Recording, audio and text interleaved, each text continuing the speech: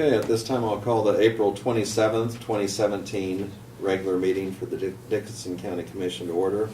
Would you please stand and join in the flag salute?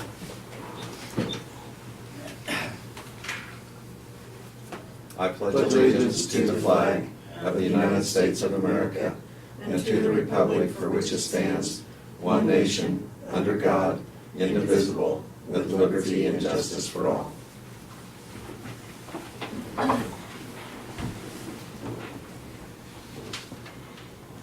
The first item we have here is approval of the agenda, so I would move that we approve the agenda as printed. I'll second it. We have the motion and the second. Any further discussion? Otherwise, all in favor say aye. Aye. Opposed? Motion carries. The consent agenda includes the minutes of April 27th work session and the regular meeting. It also Sorry, it should be April 20th, shouldn't it? 27. Because that's today's minutes. Oh, I should have typed 20th. Oh, yeah. Sorry, okay. my So, mistake. no, okay. I'll just start over on consent agenda. It Sorry. includes the minutes of April 20th, obviously, thank you, and the work session and regular meeting. The fund expenditures of $193,704.68 and abatements of $145.46. I move that we approve the consent agenda. Second, we have the motion and the second. Any further discussion? All in favor say aye. Aye. Opposed? Motion carries. Obviously, our other commissioner, Craig Chamberlain, is away on other business today. And so, Laverne, if you'd go ahead and offer any comments that you might have. Okay, yesterday noon, all three of us commissioners and also city officials met with board members from the National Greyhound Association, which they are in town this week. And so it's always nice to correspond with them. And like I say, they have a spring meet and a fall meet out there, and it does bring people from really all over the United States, kind of. So it's, like I say, it's a national meet, and so it's always good that we can correspond and like I say, work together with their industry here in Dickinson County. That's all I got.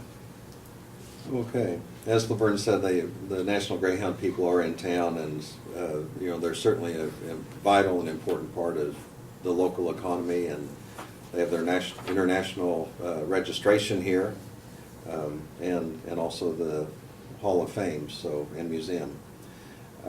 Earlier this morning, Military Affairs Council breakfast took place over at Junction City, and I did attend that. The speaker gave us a little bit of an update as far as some of the events planned for the 100th anniversary. And for Fort Riley, this is their 100th anniversary, and what they're doing, they usually have Victory Week in June, but they're pushing this back till August because a lot of the troops that are deployed are all going to be back in the Fort Riley area. And at Fort Riley, so they want to have that special event. They do have one really big event, or several events, but one planned at Marshall Field where they're going to bring some bands in. And they named quite a few bands that I wasn't real familiar with. So I don't remember the names. They did say the Charlie Daniel Band was going to be there, so that's going to be kind of a big attraction. So I think everybody has heard the tune When the Devil Went Down to Georgia before, so that's going to be one of the big events, though. But they have some great bands that are coming in. Tomorrow night is the Community Foundation meeting, and I plan to attend that out at the Eisenhower Courtyard. And then next week, I'll be a little bit late to the work study. The National Day of Prayer is recognized as the first day and Thursday of May, and Abilene has had an event for the last 20 years, and will again this year. And It's going to be at Sterl Hall, and I plan to attend. The speaker is going to be Colonel Clark, who's retired, and but he was the former garrison commander. He's been named as, he'll be the new president, 12th president of St. John's Military School, and he's just going to kind of give a talk on some of the deployment that he had with the troops for the Stryker group, aviation group, when they were over at Afghanistan, and talk about the power of prayer. And the National Day of Prayer actually started with a group of senators. We've always had at one time or another, but a group of senators back in 1952, and it was Senator Frank Carlson of Kansas and some others put forth a bill, and it was signed by President Truman, and then other presidents followed that, that they would set aside the first Thursday in May for the National Day of Prayer. So anyway, that's next week, and that's all I have.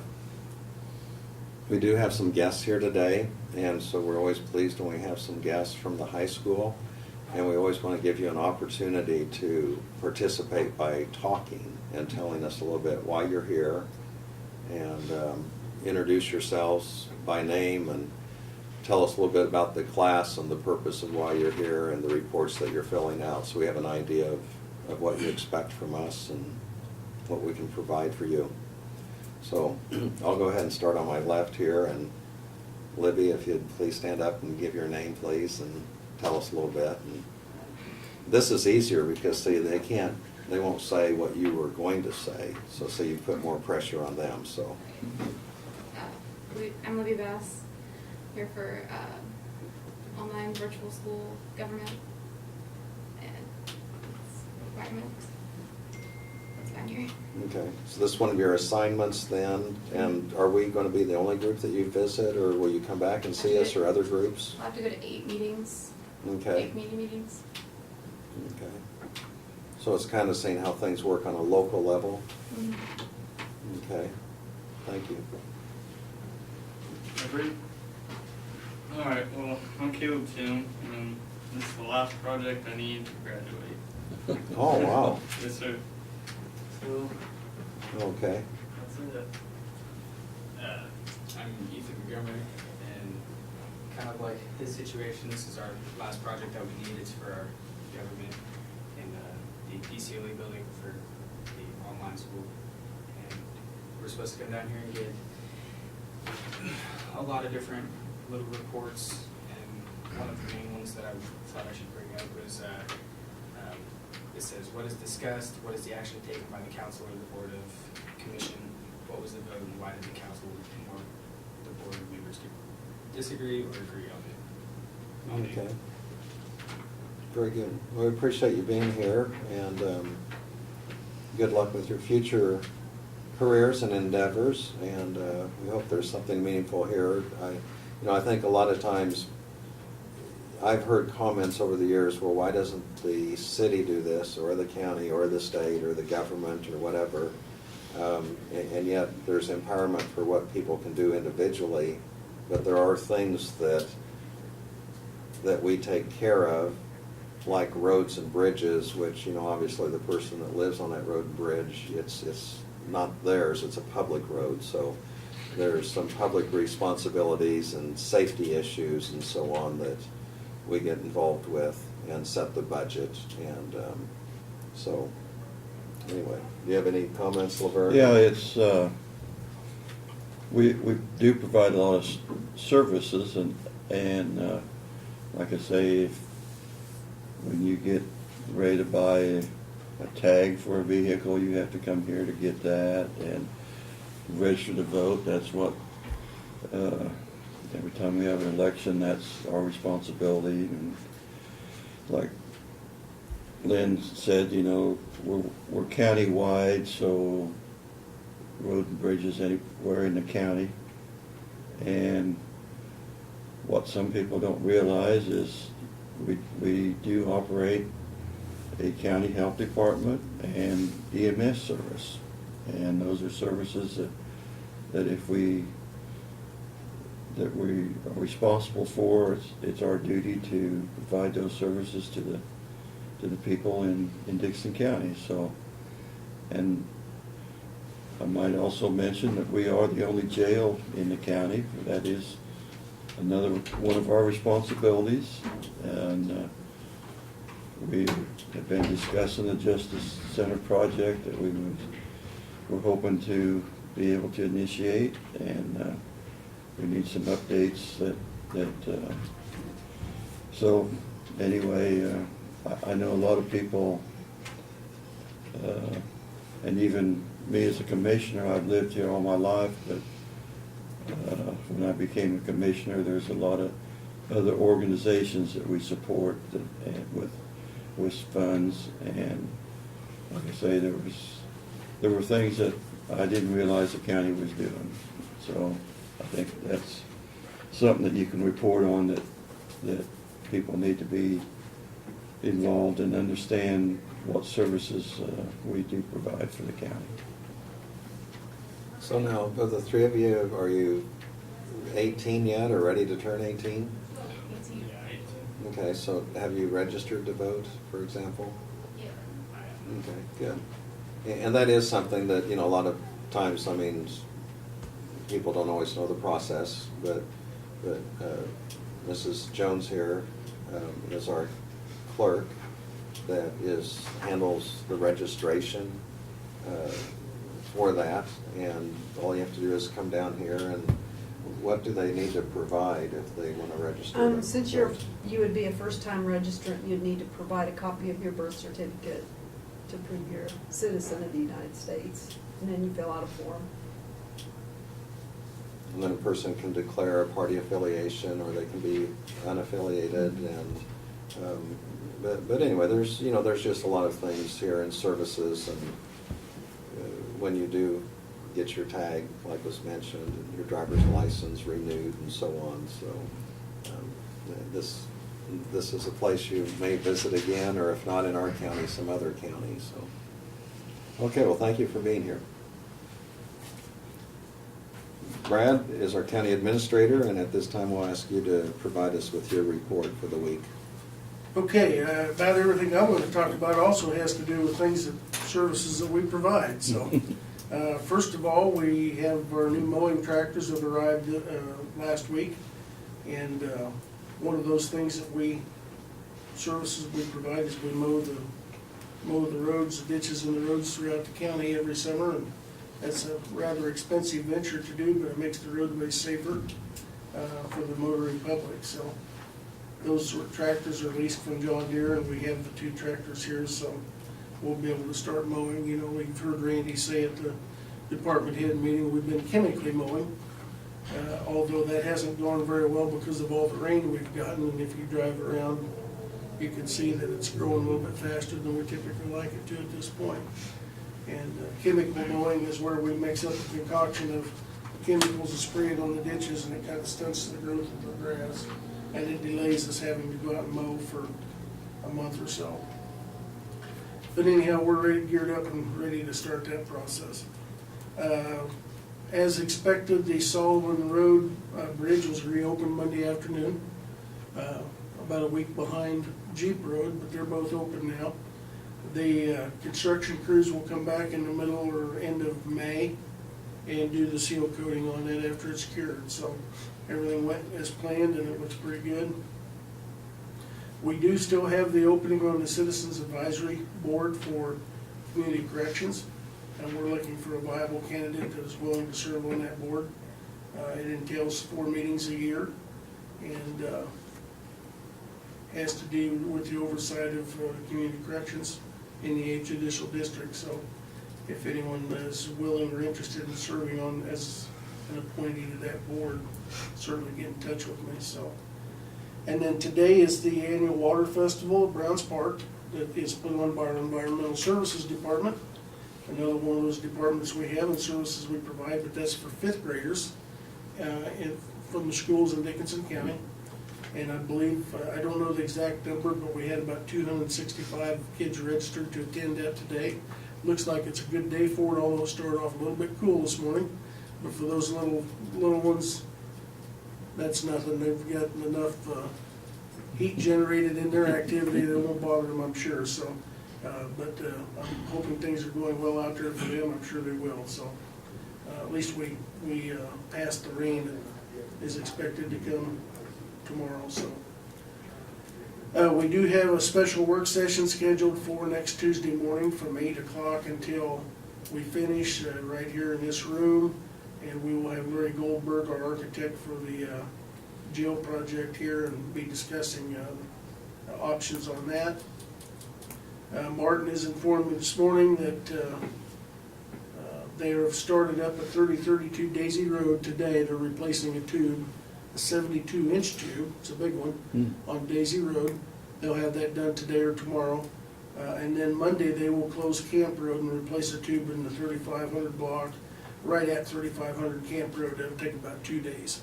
And I know he's coordinated with Clay County, because that's right up on the county line, within a mile of the county line.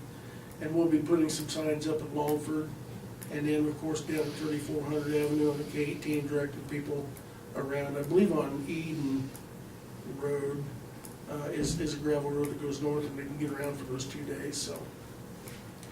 And then the Old 40 overlay, which will be our big project for the summer, we're hopefully optimistic that that will start in about 2 weeks. The engineering firm has their stakes up between Solomon and Abilene, and the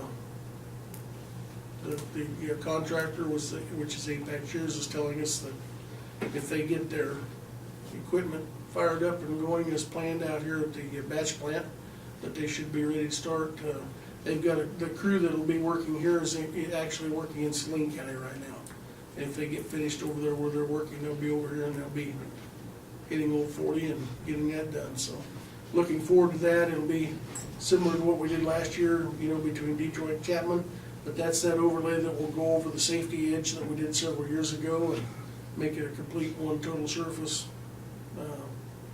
ditch to ditch. So that'll really enhance that project well, and we're looking forward to that. So that's all I've got. On that, are they gonna do one lane at a time and keep traffic flowing? They will. They'll be running a pilot car back and forth. Yeah, And- the road won't be closed, so. And you don't know for sure how long that will take to finish that project? I don't, Laverne, I would guess we're probably looking at 2 weeks, maybe 3 weeks total. It kind of depends on weather and it's gotta be above 50 degrees to be able to put asphalt down, and depends on whether the batch plant keeps working right. It seems to be a common issue that it breaks down pretty regularly. One thing you can almost bet on and come out on top is that it's gonna break down. It's just a matter of how long the wind, so. Well, it should be done before harvest time. Oh, yeah, absolutely, yeah, that's the goal, and that's why they're starting on it early, so. Yeah. We, as always, avoid having those construction programs going. That's the other reason that we wanted to get the 2 bridges done early, so that we do avoid harvest, so. Mhm. Okay, thank you. Next item we have is notices and communications. We have a few letters that we've received. Ask Doug if he has anything. Oh, Doug, do you have anything? Nothing other than what I'll bring up in executive session later. Okay, thank you. Thank you. And Doug is our attorney that advises us on legal matters, so. Okay, notices and communications. We have a letter from the Kansas Development Finance Authority, and it is just to advise us that a revenue bond is being issued, and they have the project identified. But the project is for Jordan and Hannah Nagley, and it's part of the Beginning Farmer Program. So they help them with some of the financial part of it through a federal program. We also have a notice that we're invited to a free catered lunch. And of course, nothing's free. The lunch is free, but then you stay for a program. And the program is from the Historical Society, and it's in regards to the Kansas Historic Building Tax Credit for major repairs and renovations. And this provides a 25% savings on qualified home renovations and repairs. And so if someone owned a home, they could participate in that if they qualified. We also have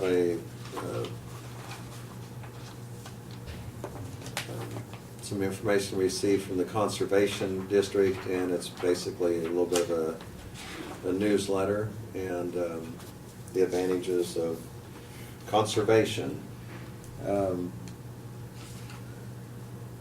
The other item we have here is just in regards to the public hearing notice, and this will be on the roadways located in Hayes Township. And just advising that the public hearing is going to be May 11th, 2017 at 11 a.m. That's all I have. Laverne, did you have any other notices or? No, I should have mentioned in my comments, yesterday at Davenport High School, they had a community service day, and a lot of the students were going around town helping different places. And anyway, my wife reported that they had 14 students that helped down at the clothing and food pantry, and they split them up, 7 over on the clothing side and 7 on the food side. And she was very thankful that the help that they got, that they rearranged a lot of the canned goods and clean shelves that needed to be rearranged and cleaned. So she was very thankful for that help that they received there. Okay, thank you. As far as there's no unfinished business, under other business, we did have a request from the sheriff to purchase some new rifles, and we're going to gather more information on that, so we will table that until our next meeting on May 4th. At this time, the only other business we have is to go into executive session for attorney-client privilege, and it is for 5 minutes. And for our guests to kind of give you an idea of what that is sometimes there are things of a confidential matter that we aren't going to discuss in a public meeting. Sometimes it can have to do with personnel, sometimes it can have to do with the purchase or acquisition of land. I mean, there's just a multitude of things. And so in that particular situation, what we have to do is state the purpose of why we're having the executive session. And then at that time, the only people that stay for that will be typically the county commissioners, administrator, and our attorney, and where they will offer kind of an explanation of why we're meeting. And sometimes it's a one-time event where we just hear something, a report, and there isn't any particular follow-up, and then sometimes it leads to a sequence of events, at future meetings. So when we do go in executive session, what you'll need to do is go on out to the hallway and just wait. But part of it that we do on the executive session too is we state how long it's going to be, so you know that it's, at what point you can come back in. And so I'll go ahead and make a motion that we have the executive session for attorney-client privilege for 5 minutes, and that it will include. Lynn, could we maybe sign their stuff so they didn't have to stay, or you want them to come back? Oh, since it's going to be 5 minutes, I think they could come back. Okay. Or if you want to, go ahead and leave it here, and then when we're through, you can come back and get it. So if you'd go ahead and bring that up at this time.